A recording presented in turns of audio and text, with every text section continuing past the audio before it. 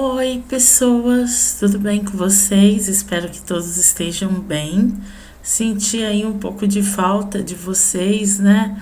Ficamos aí bastantes dias sem se ver, mas chegamos aí à nossa enfermagem e saúde do adulto.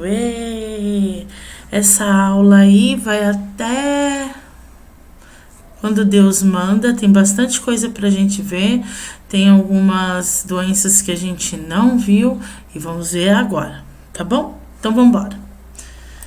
Vamos lá, nossa primeira aula. Então vamos lá falar da enfermagem e saúde do adulto, mas separado aí em doenças transmissíveis, tá? Então vamos lá. A expressão doença transmissível é o termo técnico de uso generalizado e definido pela Organização Pan-Americana de Saúde. É qualquer doença causada por um agente infeccioso específico. Quer dizer, gente, o que? O que é o agente infeccioso? Pode ser um vírus, pode ser uma bactéria, pode ser um protozoário, tá bom? Então, é qualquer um desses, sendo um vírus, uma bactéria, um protozoário, ele que vai transmitir a doença, tá? Ou seus produtos tóxicos, que se manifesta pela transmissão desse agente ou de seus produtos, de uma pessoa ou animal infectado, ou de um reservatório ou um hospedeiro suscetível, direto ou indiretamente por meio de um hospedeiro intermediário de natureza vegetal ou animal, de um vetor ou de um meio ambiente inanimado. Gente, o que ele quer dizer é que pode ser transmissível ou por um agente específico, ou ele é transmissível de pessoa para pessoa, ou de um animal para pessoa, tá? Ou de um reservatório para o ser humano, tá bom? É isso que ele quis dizer.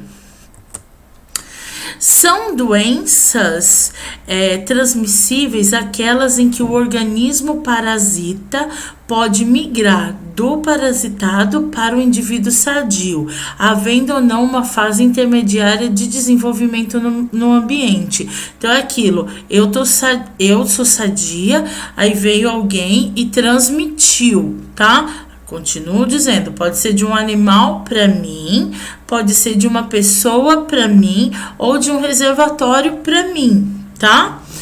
A maioria das doenças infecciosas está associada à pobreza ou ao subdesenvolvimento.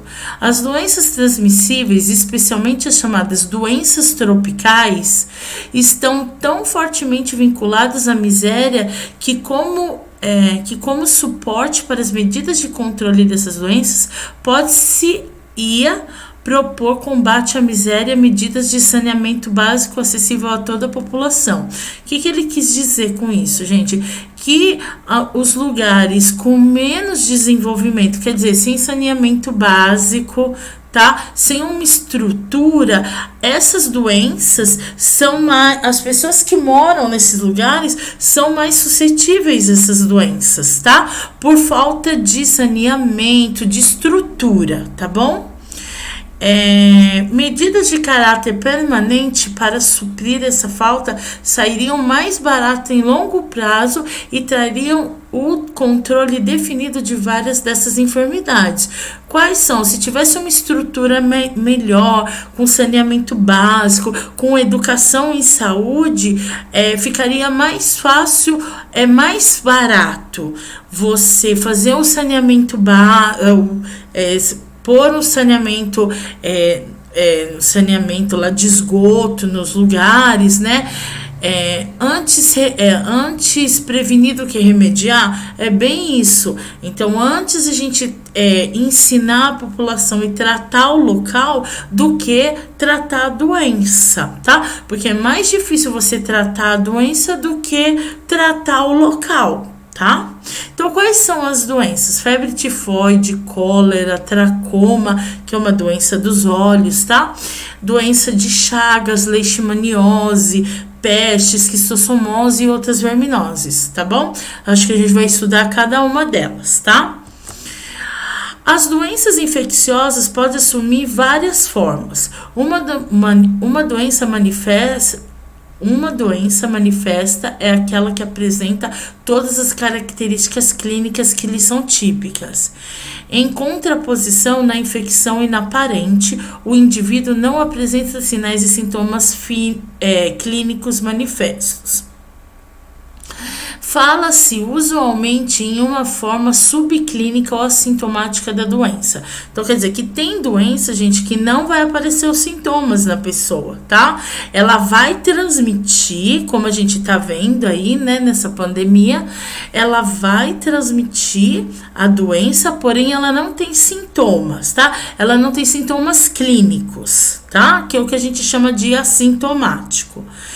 Essa forma de infecção tem uma importância grande em epidemiologia, dado o fato de que as pessoas podem transmitir o agente aos suscetíveis com a mesma intensidade encontrada na doença manifesta, porém de uma forma encoberta. Então, o que ele quis dizer? Em mim, eu posso ser assintomática, não apresentar, mas eu estar com a doença, tá? Porém, eu não apresentei os sintomas. Aí eu vou e transmito os sintomas para aquela pessoa. Aquela pessoa está com as defesas baixas, né, com o sistema imunológico baixo. O que vai acontecer? Ela pode agravar a doença por um caso clínico que ela já tenha, ou ela se manifestar a doença naquela pessoa, porque cada organismo é diferente do outro, tá? Na meningite meningocócica, por exemplo, o número de infecções inaparentes é muito superior ao da doença manifesta. Então, quer dizer, há mais pessoas com assintomáticas do que sintomáticas, tá bom? Uma doença sob a forma latente representa o período de equilíbrio durante o qual não existem sintomas físicos manifestos da doença e o doente ainda não constitui fonte de contágio. Gente, é aquilo que eu já devo ter explicado para vocês. O que é a doença de forma latente? Latente é dormindo. Por exemplo, o vírus, né? O vírus está dormindo, tá bom? Isso é a forma latente, tá? Então, quer dizer que eu tô doente? Eu tenho vírus, mas ele não se manifestou ainda. Ele tá dormindo aqui dentro de mim, tá bom? São exemplos algumas fases da tuberculose ou da sífilis, até mesmo da hepatite, tá?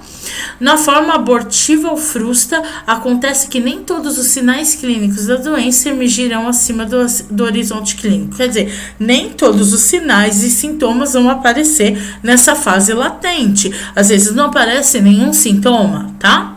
O modo fulminante de doença é o que ocorre de forma excepcionalmente grave, com um coeficiente de letalidade elevado. Já é diferente aqui no modo fulminante, porque o modo fulminante quer dizer, ele não apresentou sinais e sintomas ou apresentou algum sinal e sintoma, mas foi uma coisa bem breve e aí veio a letalidade, tá? Veio o óbito do paciente. As septicemias são um bom exemplo dessa categoria. Com o avanço das medidas de controle da infecção hospitalar, os cuidados ou precauções com pacientes suspeitos ou portadores de doenças transmissíveis vêm se modificando. Quer dizer que o combate, né, o controle de infecção hospitalar é um combate às septicemias, quer dizer, a letalidade, tá bom? Porque, como ele mesmo diz, a letalidade está no aspecto fulminante, quer dizer, aparece um certo grau de sinal e sintomas e vem o lado fulminante, quer dizer que pode levar o paciente a óbito, tá? Aí nós vamos ver algumas precauções, tá? Algumas precauções que é usada lá dentro do hospital. Então, ao invés do termo isolamento, é mais apropriado utilizar precauções que são divididas em precaução padrão.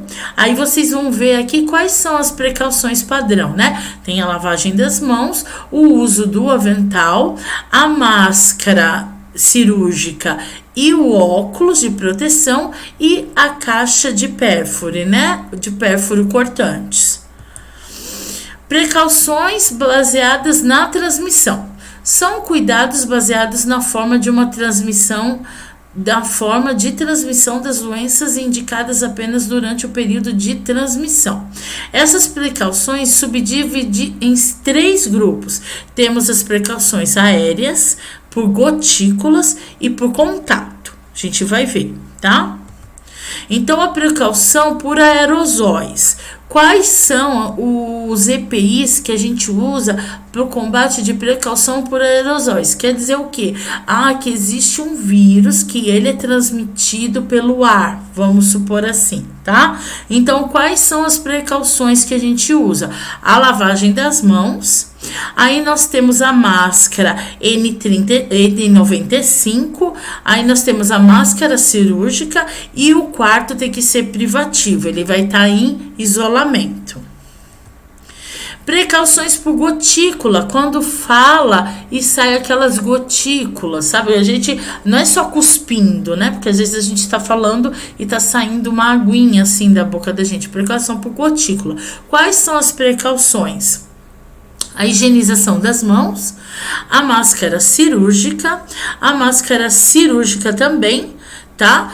E o quarto privativo. Esse parecido com o de aerosóis, mas o de aerosóis, o certo é usar a máscara N95 no profissional. A máscara cirúrgica é no paciente, tá? Aqui, a máscara cirúrgica tanto é no profissional quanto é no paciente, tá? Precauções padrão de biossegurança. São precauções equivalentes ao cuidado com todos os pacientes. É um conjunto de medidas que visam evitar a exposição de profissionais a agentes infecciosos, tóxicos ou radioativos.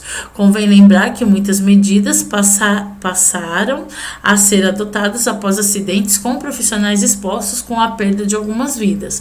Então, gente, as precauções padrão de biossegurança são todos esses EPIs que a gente já está acostumado, né? Nós já estamos acostumados aí, acho que mudou muita coisa na vida da gente, né? Em questão da higiene, que é o quê? Usar máscara, lavar sempre as mãos, né? Tem gente que vai além, estão lavando os objetos, né? Quando vem do supermercado, não sei o quê.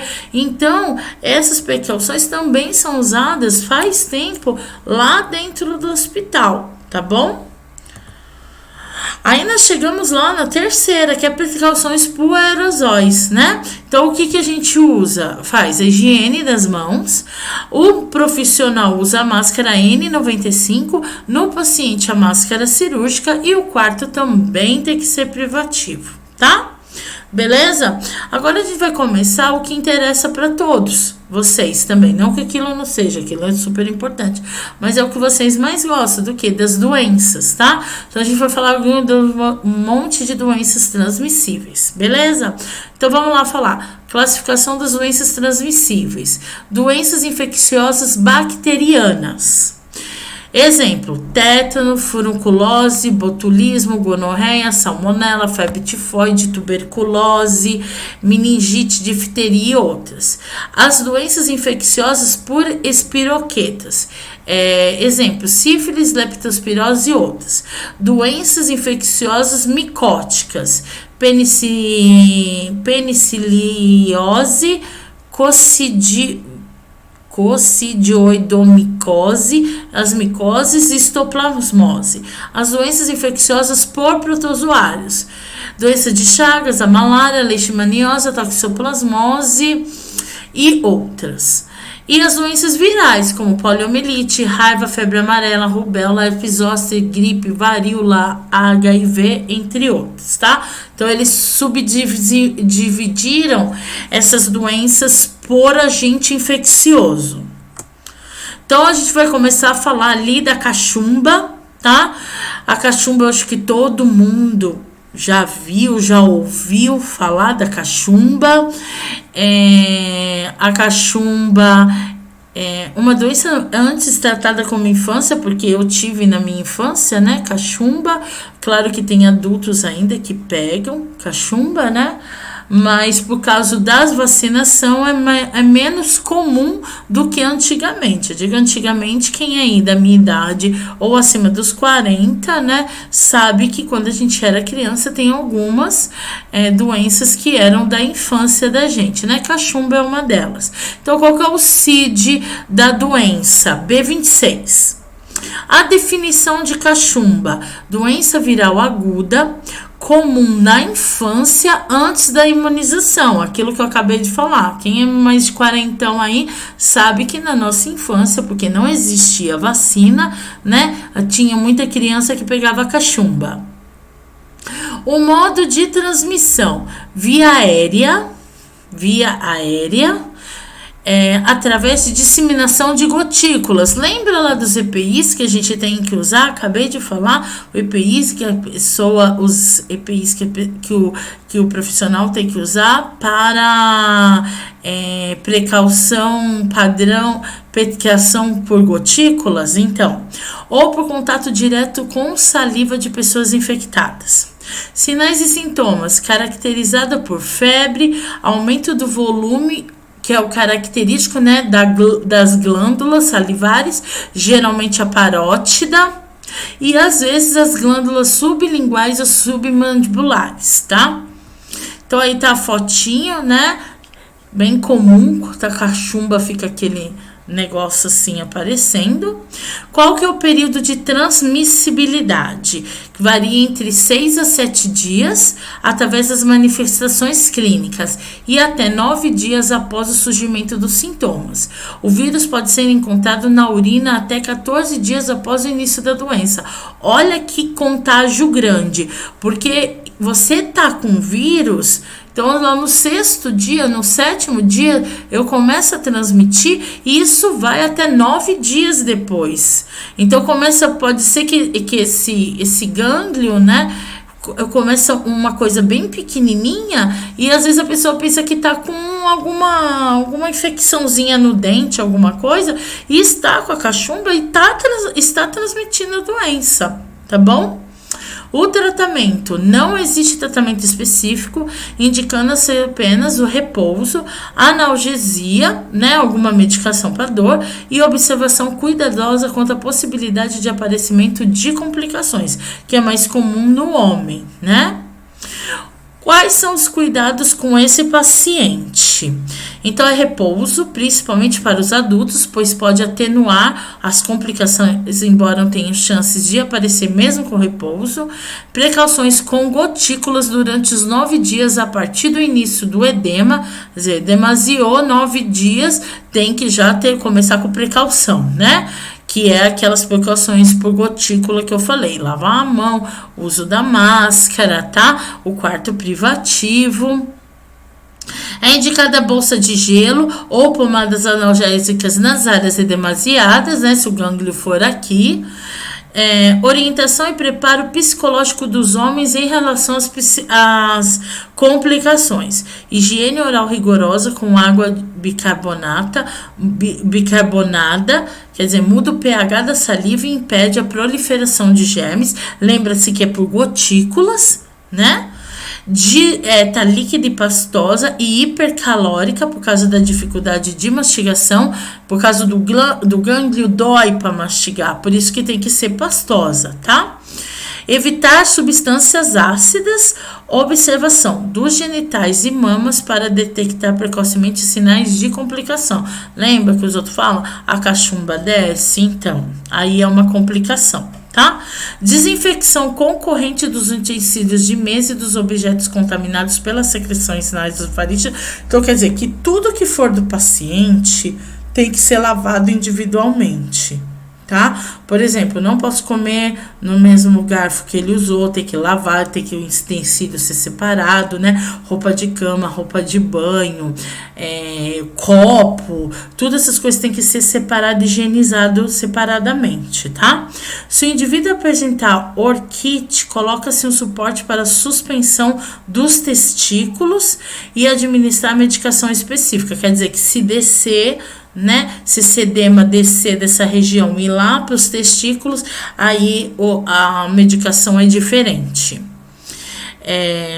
Em caso de pancreatite, que é outra complicação, jejum absoluto, aspiração gástrica, introdução de substâncias alcalinas pela sonda, combater a dor, administração de atropina, que é um bloqueador de secreção pancreática, porque quanto mais secreção ele forma, mais dor ele sente, mais é demasiado e inflamado esse órgão pode ficar, tá? Profilaxia, o que a gente faz? O que é profilaxia? Qual é o cuidado antes disso acontecer? Tá? Então, o que é? A vacinação. A SCR, né? Sarampo, cachumba e rubéola, tá bom? Também conhecida como MMR, tá? Então, a gente já tem aí no SUS, né? Essa vacina é SCR, vê que gestante toma, né? Então, é uma profilaxia, beleza? Aí a gente fala agora de coqueluche pertussis. O CID dela é A37. A descrição é uma doença infecciosa aguda, transmissível de distribuição universal que compromete especificamente o aparelho respiratório, traqueia e brônquios, e se caracteriza por paroxismos de tosse seca. Então, a pessoa tem aquela tosse seca muito recorrente, tá?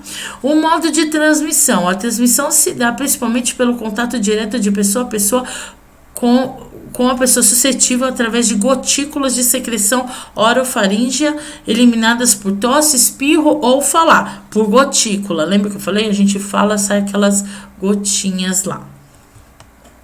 Os sinais e sintomas evoluem em 3 fases suscetíveis. Tem a fase catarral, a fase paroxística e a fase de convalescência. Então, a fase catarral quais são os sinais e sintomas? Febre, pouco intenso ou ausente, ele pode ter febre ou não. Mal-estar geral, coriza, tosse seca durante 1 a 2 semanas. Depois a fase paroxística, né? Afebril ou com febre baixa, manifestação de paroxismo de tosse, onde o paciente não consegue inspirar, apresentando congestão facial e cianose e sensação de asfixia, principalmente na boca, tá? Cianose. Lembra cianose? Cianose roxinho. Então tem que lembrar. Icterícia Simpson, cianose Smurf, né? Então aqui a boquinha vai estar roxa, tá? Pela falta de ar, tá? Finalizando por uma expiração forçada, súbita e prolongada, acompanhada de um som característico, o guincho, seguido de vômito, tá? Puxa mesmo, tá bom? E essa fase dura de 2 a 6 semanas. Cara, mais de 1 mês o cara nesse sofrimento, né? A fase de convalescência. Os paroxismos de tosse desaparecem e dão lugar a episódios de tosse comum. Essa fase persiste por 2 a 6 semanas e em alguns casos pode se prolongar até 3 meses. Olha quanto, gente! Infecções respiratórias de outra natureza que se instalam durante a convalescência da coqueluche pode provocar o reaparecimento transitório dos paroxismos, que é aquela dificuldade na inspiração, tá bom? Qual é a doença comum? Pneumonia, né? As lactentes menores de 6 meses são propensas à forma grave que pode ser letal, tá? Aí a gente tem uma fotinho, né, da onde que se instala mesmo, né, a bactéria. O tratamento tô falando de bactéria, eu vou tratar com antibiótico, né? Então é a eritromicina, de preferência o estalato, e o antimicrobiano de escolha para o tratamento da coqueluche, visto ser mais eficiente e menos tóxico. Cuidados, proteção individual para evitar a disseminação da bactéria. Gente, a mesma coisa do que a gente falou da cachumba, tá? Então, eu tenho que fazer o quê? Eu tenho que separar tudo que é desse paciente. Não pode misturar, já que é por gotícula. Profilaxia, A gente tem aí DTP, que é a vacina, né? Difteria, tétano e coqueluche. Beleza? Então, a nossa aula agora, hoje, acabou. Muito obrigada pela companhia. A gente se vê amanhã. Mil beijos, bom estudo e tchau, tchau.